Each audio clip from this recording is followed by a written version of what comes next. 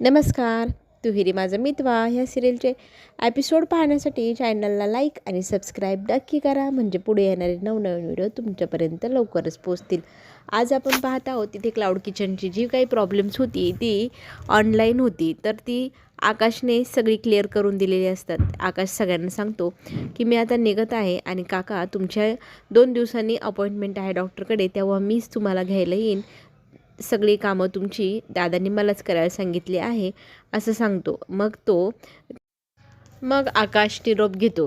तो गेल्यानंतर इथे पुन्हा एकदा ईश्वरीची आई ती बॅग खाली काढते, जी ईश्वरीच्या बाबांची. त्याच्यामध्ये एक डायरी आहे. त्या डायरीला खोलायला बाबा खुणवतात. त्या डायरीत ॲड्रेस आहे की काय आहे असाही प्रश्न ईश्वरीची आई करू लागते. मग ते सांगतात की तू ते खोल. मग त्या डायरीमध्ये खूप सारे फोन नंबर्स असतात. त्यातला एक नंबर मग शोधायला ते सांगू लागतात. मग ईश्वरीची आई म्हणते, अशोक सदभाईचा नंबर याच्यामध्ये सापडेल का? तर ते डोळ्यांनी खुणवत असतात. त्याच्यामध्ये अशोक सदभाई नावाच्या व्यक्तीचा फोन नंबर सापडतो. आता तो फोन नंबर मिळाला आहे तर इथे जीवात जीव येतो ईश्वरीच्या आईचा, कारण त्या फोनवरती बोलल्यानंतर काहीतरी पर्याय सापडेल, त्यातनं काहीतरी आपल्याला मार्ग सापडेल आणि पुरावा भेटला रे भेटला, मग तो लगेच आर्नवला नेऊन दाखवायचा असंही ती बोलू लागते. इकडे ईश्वरीला सरप्राईज देण्यासाठी इथे डोळे बंद करून अंजली उभं राहायला सांगते आणि हात कुठल्याही नकाशावरच्या एका ठिकाणी ठेवायला सांगते. हे काय प्रकार म्हणून ईश्वरी विचारू लागते, तर अंजली म्हणते काहीच प्रश्न विचारू नको, तुला सांगितलं ना डोळे बंद कर आणि न बघताच कुठे पण एक ठिकाणी हात ठेव.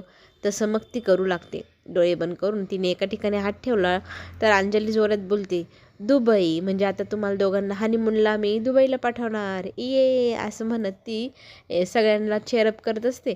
त्याच वेळेला ईश्वरी घाबरते आणि मग ती म्हणते, ताई तुम्ही हे काय म्हणताय? आम्ही कुठेही जाणार नाही, कारण सरांना आता सध्या खूप काम आहे, ते कुठेच येणार नाही. तुमचा जो काही प्लॅन असेल ना हा, तर तुम्ही अजिबात करू नका. आम्ही कुठे आता ह्या क्षणाला जाऊच शकत नाही. अंजली म्हणते, तुला काय करायचं मी बरोबर चिंटूला तयार करेल आणि चिंटूला तुझ्यासोबत लग्नानंतर तुम्ही कुठे गेले नाहीत ना, मी त्याला तुझ्यासोबत यायला सांगेलच.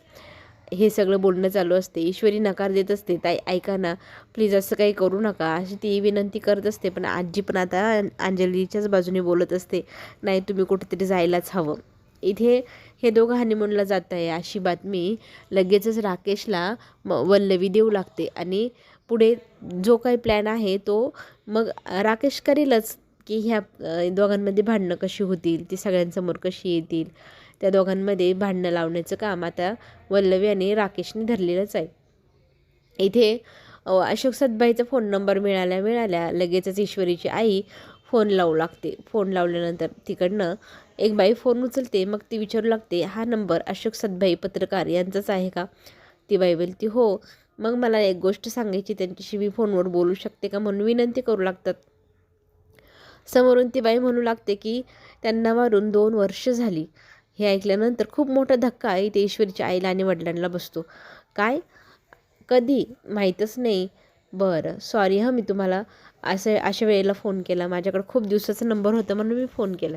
तर ती म्हणते काय हरकत नाही, पण त्यांच्या सगळ्या केसबद्दल मला माहिती होतं. पत्रकार मोठे होते ते मला सगळं सांगायचे. तुमची कोणती केस होती?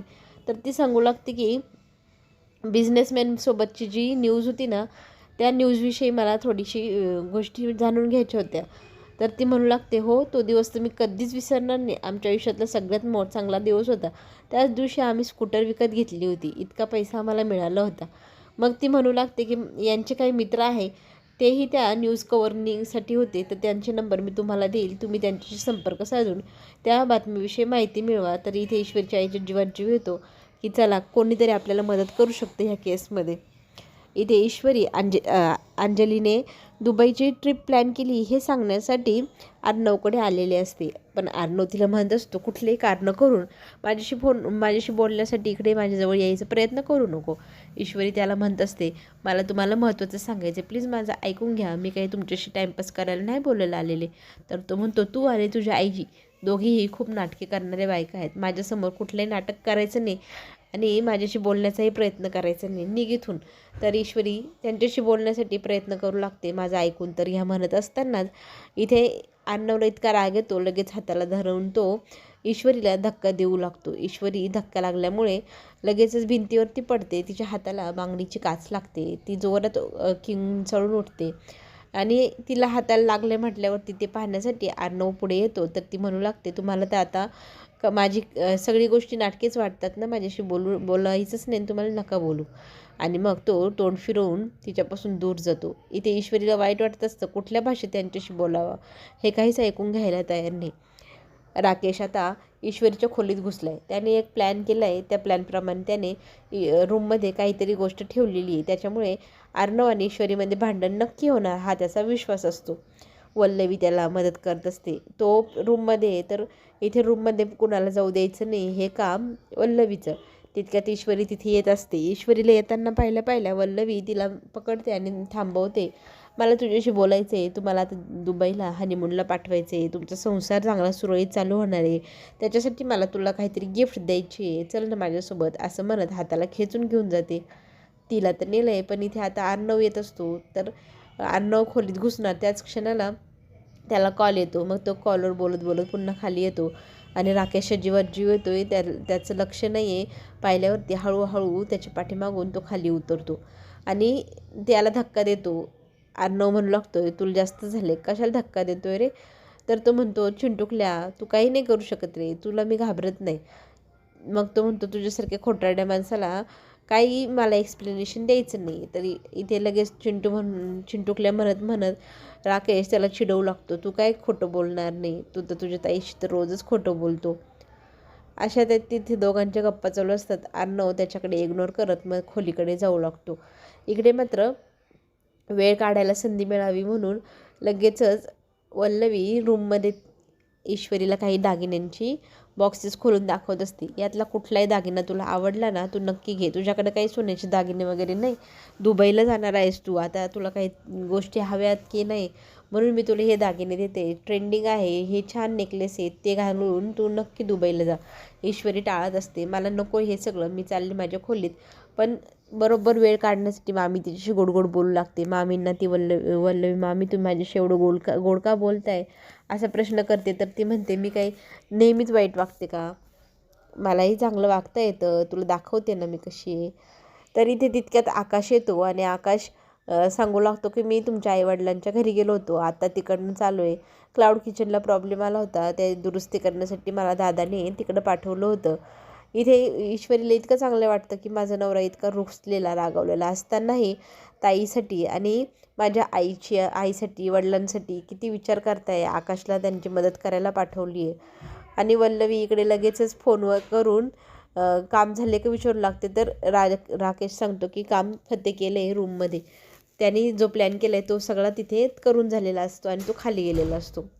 आता इथे सगळीकडे भिंतीवरती आम्ही होणार आई बाबा, बाळाचे फोटो असे सगळे पाहून अर्णवचा संताप होतो की हे खोलीमध्ये बहुतेक आजीनीच केलं असेल. आजीला फार घाई झाली नातवंड पाहिजे, पतवंड पाहिजे. तर तो रागवतो, चिडतो, सगळ्या रूममधलं सामान अस्तव्यस्त इकडे तिकडे काढून फेकू लागतो. त्याचा संताप झालेला असतो. हे सगळं बहुतेक आजीनी आणि अंजलीने प्लॅन केले. आमच्या दोघांचं बाळा त्यांना पाहिजे इच्छा झाली म्हणूनच. मग तो तावातावाने खाली येतो. खाली सगळेजण गार्डनमध्ये बसलेले असतात, चहा पीत मस्त एन्जॉयमेंट करत असतात. अंजली बघते की अर्णव एवढा रागाने आला आहे, काय झाले विचारू लागते. तर तो म्हणतो, ताई तू असं का केलंस? तर ती म्हणते, मी काय केलं आहे? तो बोलूच देत नसायचं तिला. तर तो म्हणतो, तुम्ही माझ्या खोलीमध्ये पोस्टर्स लावली, आई बाबा होणार आम्ही, आमच्या बाळाची फोटोज, असं सगळं तुम्ही तिथे प्लॅन केले. तुमची काय एवढी घाई आहे? का जबरदस्ती करते? आम्हाला नको त्या गोष्टीत का अडकवते? बाळ होणं किंवा न होणं तो आमचा सर्वस्वी प्रश्न आहे. आम्ही कधी करायचा कधी नाही ते आम्ही पाहू. तुम्ही जबरदस्ती आम्हाला आईबाबा बनवण्याचा प्रयत्न का करताय? तर इथे हे सगळं बोलणं ऐकल्यानंतर अंजलीवरती मामा पण चिडतात की खरंच तू असं केलंस का गं? तुम्ही का बरं जबरदस्ती करताय त्याला? काय अजिबात जबरदस्ती करायची नाही. अंजली सांगू लागते, मामा तू पण, अरे मी काहीच नाही केलेलं. असे फोटोज वगैरे तुमच्या रूममध्ये लावायला मी वेडी दिसते का? मी नाही लावलेली. मग कोणी लावली आहे असा प्रश्न अर्णव विचारू लागतो. तर अंजली म्हणते, मी नाही लावली, तू नाही लावली. मग बहुतेक नाही हे सगळं ईश्वरीने केलं असं तिला तिच्या मनातली गोष्ट सांगायला तुझ्यासमोर भीती वाटत असेल, मग तिने आता हा असा पर्याय निवडला असेल. व्हॉट असं म्हणत अर्णव मग पुन्हा एकदा खोलीच्या दिशेने जाऊ लागतो. आजी त्याला थांबवून पुन्हा एकदा समजवते की तिच्यावर रागवू नको, चिडू नको. ती बिचारी तिच्या मनातली गोष्ट सांगू शकत नाही म्हणून असा प्रयत्न करत असेल, तिला समजून घे. अर्णव मग हो म्हणतो आणि खोलीच्या दिशेने निघून जातो. तो गेल्यानंतर सगळेजण म्हणतात, काय बाबा ह्या दोघांचं चालू असतं, सतत भांडणं करत असतात. इथे ना आकाशने फोन केलेला असतो आपल्या नम्रता त्याला थँक्यू म्हणत असते, आज खूप मोठं प्रॉब्लेम तुम्ही सॉल्व केला. तर तुमचं ऑडिट झालं का विकली, असं आता आकाश विचारू लागतो. तर नम्रता सांगते की नाही झालेलं. मग तो म्हणतो ठीक आहे, मग मी उद्या येऊन करून देतो. काहीतरी निमित्त काढून फक्त नम्रताला भेटायला जायचं आहे आकाशला. आणि हे सगळं आकाश येतोय म्हटल्यानंतर नम्रताला पण फार छान वाटत असतं. दोघांमधलं बोलणं ईश्वरीची आई ऐकते आणि नम्रताला फोन ठेवायला सांगते. मग ती म्हणते की सारखी त्यांची मदत तू घेऊ नको, सगळी कामं आपण आपली करायला हवी, त्यांच्यावरती विसंबून राहणं हे काही मला पटत नाही आहे. तर इथे नम्रता म्हणते, तू हल्ली त्यांचा खूप राग करायला लागली आहे, तू असं का करतेस गाई, काही प्रॉब्लेम झाला आहे का, चिडचिड करतेस तू, तुझ्या मनात काय मला सांगतेस का. तर इथे ती सांगते की मी तुला आत्ता नाही सांगू शकत, फक्त त्यांच्यापासून दूर राहण्याचा प्रयत्न कर, आपली कामं आपण स्वतः करायला हवी, त्यांची सतत मदत घ्यायला नको. इकडे खोलीमध्ये जेव्हा ईश्वरी येते ना, ती फोटोज वगैरे पाहते. फोटो पाहिल्यानंतर तिला धक्काच बसतो, बहुतेक नाही हे अंजली ताईने ना आजीने केलेलं असेल. आणि ती मग पटपट सगळं आवरावा का विचार करत असते, जर ह्यांनी पाहिलं तर हे फार चिडतील. पण ती रूमच्या दिशेने पुन्हा एकदा नजर फिरवते तर रूम अस्तव्यस्त झाली. याचा अर्थ अर्णव रूममध्ये येऊन गेला. त्यांनी हे सगळं पाहिल्यावर सगळी तोडफोड केलेली ही तिच्या लक्षात येते.